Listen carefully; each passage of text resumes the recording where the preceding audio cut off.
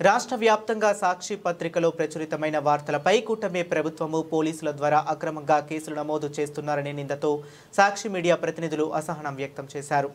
ప్రకాశం జిల్లా మార్కాపురం పట్టణంలో సాక్షి మీడియా ప్రతినిధులు ఇతర పత్రికా ప్రతినిధులతో కలిసి సబ్ కలెక్టర్ కార్యాలయం వరకు ధర్నా నిర్వహించి వినతి పత్రం అందజేశారు. జిల్లా ఏపీయూడబ్ల్యూజే అధ్యక్షుడు ఎన్వి రమణ మాట్లాడుతూ పత్రికల్లో వచ్చిన వార్తలు ప్రభుత్వానికి నచ్చకపోతే రాష్ట్ర శక్తులు ఖండన మాత్రమే వెల్లడించాల్సిన పరిస్థితి కాకుండా పోలీసుల ద్వారా కేసులు పెట్టడం మంచిది కాదన్నారు. ఇలా అక్రమంగా నమోదు చేసిన కేసులను వెంటనే ఎత్తివేయాలని మరియు పత్రికా స్వేచ్ఛను కాపాడేందుకు పారదర్శక న్యాయపరమైన చర్యలు చేపట్టాలని డిమాండ్ చేశారు. ఈ కార్యక్రమంలో పాల్గొన్న పత్రికా ప్రతినిధులు, ప్రింట్ మరియు ఎలక్ట్రానిక్ మీడియా వారు కూడా తమ వైపు ఆందోళన వ్యక్తం చేశారు.